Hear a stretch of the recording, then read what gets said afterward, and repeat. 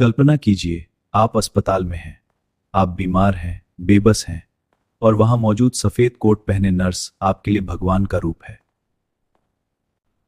वो आपको दवाई देता है, आपकी देखभाल करता है, लेकिन क्या हो अगर वही दवा आपकी आखिरी सांस बन जाए? मिलिए चार्ल्स कलन से, इतिहास का वो मसीहा जिसने 16 सालों तक अस्पतालों में सेवा की, लेकिन पर्दे के पीछे वो कम से कम 400 लोगों का कत्ल कर चुका था। आज की कहानी है द गुड नर्स की खौफनाक हकीकत। द गुड नर्स की कहानी किसी काल्पनिक हॉरर फिल्म से कम नहीं है, लेकिन यह रोंगटे खड़े कर देने वाली एक सच्ची घटना है। यह कहानी चार्ल्स कलन की है, जिसे इतिहास के सबसे खतरनाक सीरियल किलर्स में से एक माना जाता है। चार्ल्स कलन कोई सनकी दिखने वाला अपराधी नहीं था। वो न्यू जर्सी और पेंसिल्वेनिया के अस्पतालों में एक बहुत ही शांत और मेहनती नर्स माना जाता था। सहकर्मी उसे पसंद करते थे, मरीज उस पर भरोसा करते थे, लेकिन चार्ल्स के भीतर एक गहरा अंधेरा छिपा था। उसका बचपन डिप्रेशन और अकेलेपन से भरा था, जिसने उसे एक ऐसी मानसिक स्थिति में धकेल दिया जहां उसे दूसरों की जिंदगी और मौत के साथ खेलने में मजा आने लगा। चार्ल्स कलन, अगर आप उसे अस्पताल के वार्ड में देखते तो शायद आपको वो दुनिया का सबसे मासूम और भरोसेमंद इंसान लगता। वह न तो चिल्लाता था, न ही कभी किसी से उलझता था। वह एक ऐसा मॉडल नर्स था जिसे हर अस्पताल अपनी टीम में रखना चाहता था। उसके सहकर्मी उसे एक शांत मसीहा मानते थे। वह अक्सर थके हुए साथियों की शिफ्ट खुद करने के लिए तैयार हो जाता। जब कोई नर्स डबल ड्यूटी से थक जाती तो चार्ल्स हंसते हुए कहता, तुम घर जाओ, मैं देख लूंगा। उस समय सबको लगा कि वह दयालु है, लेकिन किसी को नहीं पता था कि वह अपनी अगली बलि या विक्टिम के लिए अकेलापन ढूंढ रहा था। लेकिन इस सफेद वर्दी के पीछे एक टूटा हुआ और खतरनाक दिमाग छिपा था। चार्ल्स का बचपन त्रासदियों से भरा था। महज 9 साल की उम्र में उसने पहली बार आत्महत्या की कोशिश की थी। अपनी मां की मौत के बाद वह पूरी तरह टूट गया था। डॉक्टरों और मनोविज्ञानियों का मानना है कि उसे मसीहा कॉम्प्लेक्स था। उसे लगता था कि वह मरीजों को उनके दर्द से आजाद कर रहा है, जबकि असल में वह सिर्फ अपनी अंदरूनी नफरत और खालीपन को भर रहा था। चार्ल्स ने एक ऐसा सुरक्षा कवच बना लिया था जिसे भेदना नामुमकिन था। उसने 16 सालों में 9 अलग अलग अस्पतालों में काम किया। कई बार उसे शक के घेरे में लिया गया, उसे नौकरी से निकाला भी गया, लेकिन उसकी अच्छी छवि और अस्पताल की बदनामी का डर हमेशा उसे बचा ले जाता। वह एक ऐसा शैतान था जो हमारे सिस्टम की कमियों को ढाल बनाकर घूम रहा था। चार्ल्स को द साइलेंट किलर कहा जाता था। क्यों? क्योंकि उसने कभी किसी का गला नहीं घोटा। उसका हथियार था डिगॉक्सिन और इंसुलिन जैसी दवाएं। वो चुपके से स्टोर रूम में जाता और सलाइन बैग्स में इन दवाओं की जानलेवा डोज इंजेक्ट कर देता। जब ये ड्रिप किसी मरीज को चढ़ती तो उसका दिल अचानक धड़कना बंद कर देता। मौत इतनी क्लीन होती थी कि डॉक्टर इसे कुदरती मौत मान लेते थे। सीरियल किलर्स के बारे में सोचते ही हमारे दिमाग में चाकू, खून और चीखें आती हैं, लेकिन चार्ल्स कलन की दुनिया में मौत बहुत खामोश थी। उसका हथियार लोहे का नहीं, बल्कि रसायन यानी केमिकल्स का था। वह किसी का गला नहीं घोंटता था, वह बस उनके खून के प्रवाह या ब्लड स्ट्रीम को जहर में बदल देता था। उसका सबसे पसंदीदा हथियार था डिगॉक्सिन। मेडिकल भाषा में यह दवा दिल की धड़कन को नियंत्रित करने के लिए दी जाती है, लेकिन चार्ल्स इसे ओवरडोज में बदल देता। जैसे ही यह भारी मात्रा में शरीर में पहुंचती, मरीज का दिल अचानक एक पत्थर की तरह जम जाता। Cardiac arrest. डॉक्टरों को लगता कि मरीज कमजोर था, लेकिन हकीकत में उसे केमिकल शॉक दिया गया था। लेकिन सबसे खौफनाक था उसका रैंडम किलिंग का तरीका। चार्ल्स अक्सर सीधे मरीज को इंजेक्शन नहीं लगाता था। वह अस्पताल के सप्लाई रूम में जाता और वहां रखे आईवी सलाइन बैग्स में इंसुलिन या डिगॉक्सिन भर देता। उसे पता भी नहीं होता था कि वह बैग किस मरीज को चढ़ेगा। वह बस एक मौत का जाल बिछा देता और अपनी शिफ्ट खत्म करके घर चला जाता। अगले दिन जब किसी अनजान मरीज की मौत होती तो चार्ल्स वहां मौजूद भी नहीं होता था। कभी कभी वह इंसुलिन का इस्तेमाल करता। एक स्वस्थ इंसान या ठीक हो रहे मरीज के शरीर में इंसुलिन का भारी डोज उसके शुगर लेवल को इतना गिरा देता है कि उसका दिमाग काम करना बंद कर देता। मरीज चुपचाप कोमा में चला जाता और फिर हमेशा के लिए सो जाता।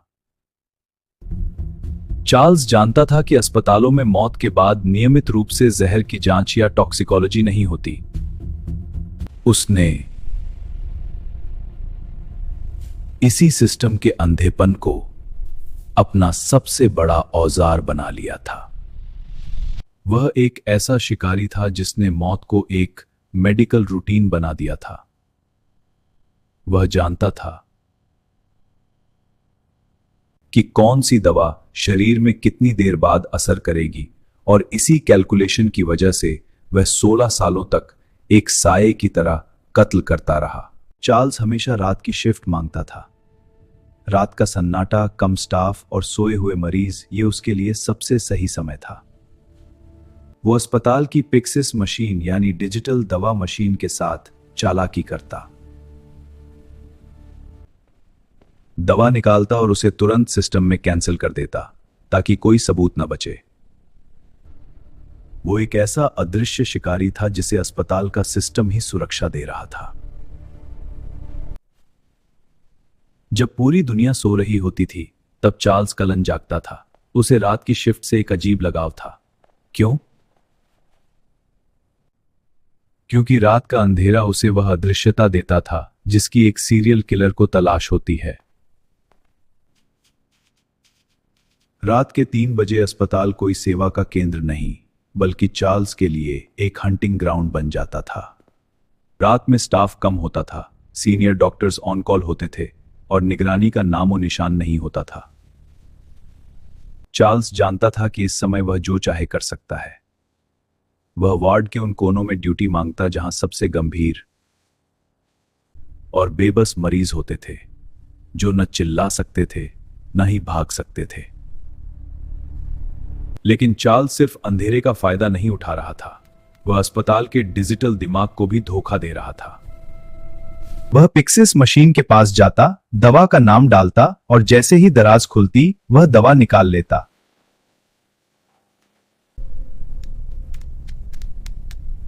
मशीन को लगता कि दवा निकाली ही नहीं गई, लेकिन चार्ल्स की जेब में मौत का सामान पहुंच चुका होता था। वह एक साए की तरह कमरों में दाखिल होता। मरीज गहरी नींद में होते, उन्हें पता भी नहीं चलता कि उनका रक्षक ही उनके खून में मौत उतार रहा है। वह जहर देकर चुपचाप बाहर निकल आता। घंटों बाद जब दवा असर करती और मरीज की जान जाती तो चार्ल्स वहां मौजूद ही नहीं होता। सुबह की शिफ्ट आने पर इसे महज एक रात की दुखद मृत्यु मानकर फाइल बंद कर दी जाती।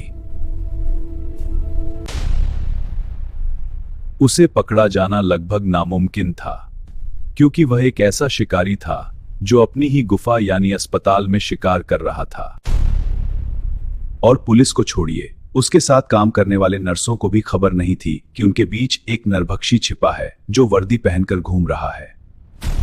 इस कहानी में मोड़ तब आया जब उसकी मुलाकात एमी लोग्रेन से हुई। एमी उसकी सबसे अच्छी दोस्त थी। लेकिन जब अस्पतालों में मौतों का आंकड़ा अचानक बढ़ने लगा तो एमी को शक हुआ। उसने अपनी जान जोखिम में डालकर पुलिस का साथ दिया। उसने वो किया जो 9 अस्पताल नहीं कर पाए। उसने चार्ल्स के असली चेहरे से नकाब उतार दिया। जब पूरी दुनिया और पूरा मेडिकल सिस्टम चार्ल्स कलन के आगे घुटने टेक चुका था, तब इस कहानी में एंट्री होती है एमी लोग्रेन की। एमी कोई सुपर हीरो नहीं थी, वह एक सिंगल मदर थी और खुद दिल की एक गंभीर बीमारी कार्डियोमायोपैथी से जूझ रही थी। चार्ल्स और एमी केवल सहकर्मी नहीं थे, वे सबसे अच्छे दोस्त थे। चार्ल्स ने एमी के सबसे कठिन समय में उसका साथ दिया था। उसकी बीमारी को छुपाने में उसकी मदद की थी। लेकिन 2003 में जब समरसेट मेडिकल सेंटर में अचानक और संदेहास्पद मौतें बढ़ने लगी तो जांचकर्ताओं ने एमी से मदद मांगी। वाह, ये कॉफी तो आज कमाल की है। सच में। उन्होंने एमी को दवाइयों के वो रिकॉर्ड्स दिखाए जिन्हें चार्ल्स ने कैंसिल किया था। एमी के जिस इंसान को वह अपना सबसे करीबी दोस्त मानती थी, जिसे वह अपनी जान से ज्यादा भरोसा करती थी। हाँ, आज की शिफ्ट काफी अच्छी रही। हाँ बिल्कुल। वह रिकॉर्ड्स चिल्ला चिल्ला कर कह रहे थे कि वह एक बेरहम हत्यारा है।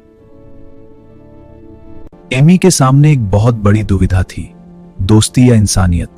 उसने इंसानियत को चुना। अपनी कमजोर सेहत और जान के खतरे के बावजूद एमी ने पुलिस के लिए अंडरकवर जाने का फैसला किया। वह एक रेस्टोरेंट में चार्ल्स से मिलने गई, जबकि उसने अपने शरीर पर एक गुप्त रिकॉर्डिंग डिवाइस वायर पहन रखा था। पुलिस बाहर खड़ी उसकी हर बात सुन रही थी। एमी ने उस शाम अपनी दोस्ती की आखिरी बूंद का इस्तेमाल किया। उसने चार्ल्स को डराया नहीं, न ही उस पर चिल्लाई। उसने बस चार्ल्स की आंखों में आंखें डालकर बड़े प्यार से कहा, चार्ल्स, मुझे सब पता है, मैं तुम्हारे साथ हूं, बस सच बता दो। और उस भरोसे की आड़ में चार्ल्स का अभेद्य मुखौटा टूट गया। उसने पहली बार उन हत्याओं की बात स्वीकारी जिसे वह बरसों से छुपाता आ रहा था। एमी लोग्रेन ने न केवल एक सीरियल किलर को पकड़ाया, बल्कि उसने साबित किया कि कभी-कभी बुराई को हराने के लिए तलवार की नहीं, बल्कि एक सच्चे साहस और उस दर्दनाक सच का सामना करने की हिम्मत की जरूरत होती है जिसे हम देखना नहीं चाहते। 15 दिसंबर 2003, वह दिन जब अस्पतालों के गलियारों में मंडराने वाला यह साया आखिरकार कानून के शिकंजे में था। चार्ल्स कलन की गिरफ्तारी ने पूरे अमेरिका को हिलाकर रख दिया, लेकिन असली चुनौती अभी बाकी थी। एक ऐसे कातिल से सच उगलवाना जिसने 16 सालों तक पूरी दुनिया को अंधेरे में रखा था।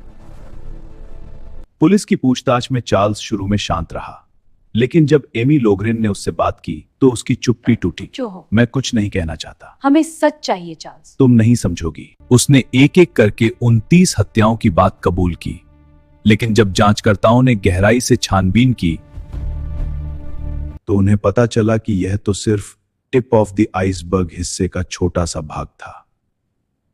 चार्ल्स ने उन अस्पतालों और उन तारीखों का भी जिक्र किया जहां उसका कोई रिकॉर्ड नहीं था।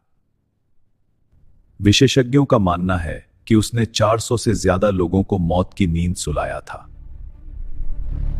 पुलिस की पूछताछ में चार्ल्स शुरू में शांत रहा, लेकिन जब एमी लोग्रेन ने उससे बात की तो उसकी चुप्पी टूटी। उसने एक एक करके 29 हत्याओं की बात कबूल की, लेकिन जब जांचकर्ताओं ने गहराई से छानबीन की तो उन्हें पता चला कि यह तो सिर्फ टिप ऑफ द आइसबर्ग था। चार्ल्स ने उन अस्पतालों और उन तारीखों का भी जिक्र किया जहां उसका कोई रिकॉर्ड नहीं था। विशेषज्ञों का मानना है कि उसने 400 से ज्यादा लोगों को मौत की नींद सुलाया था। अदालत 18 आजीवन कारावास का आदेश देती है। अदालत में जब फैसला सुनाया गया तो मंजर दिल दहला देने वाला था। पीड़ित परिवारों के आंसू और उनका गुस्सा चार्ल्स के पत्थर जैसे चेहरे से टकराकर वापस आ रहा था। जज ने उसे 18 बार आजीवन कारावास यानी लाइफ इंप्रिजनमेंट की सजा सुनाई।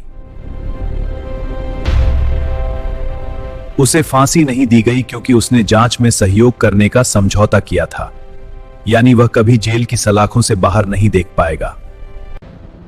आज चार्ल्स कलन न्यू जर्सी की स्टेट जेल में बंद है, लेकिन इस कहानी का अंत सिर्फ एक गिरफ्तारी नहीं थी। इस केस ने अमेरिका के मेडिकल कानून बदल दिए। कलन्स लॉ बनाया गया ताकि भविष्य में कोई भी अस्पताल किसी संदिग्ध नर्स की जानकारी छुपा न सके। चार्ल्स कलन ने उन लोगों की जान ली जो ठीक होने की उम्मीद में अस्पताल आए थे। उसने उस सफेद वर्दी को दागदार किया जिसे हम मसीहा समझते हैं। लेकिन यह कहानी एमी लोगरेन की हिम्मत की भी है, जिसने साबित किया कि चाहे अंधेरा कितना भी गहरा क्यों ना हो, एक छोटी सी मोमबत्ती उसे खत्म करने के लिए काफी है। क्या आपको लगता है कि अस्पतालों का मैनेजमेंट भी इन मौतों के लिए उतना ही जिम्मेदार था जितना चार्ल्स? चार्ल्स कलन की कहानी हमें सिखाती है कि कभी कभी सबसे बड़ा खतरा वही होता है जहां हम सबसे सुरक्षित महसूस करते हैं। अगर आपको यह सच्ची घटना पसंद आई तो वीडियो को लाइक करें और कमेंट में बताएं कि अस्पताल के सिस्टम को इन मौतों के लिए जिम्मेदार ठहराना चाहिए। और ऐसी ही सच्ची और रोंगटे खड़े कर देने वाली कहानियों के लिए सब्सक्राइब करें। मिलते हैं अगली मिस्ट्री में।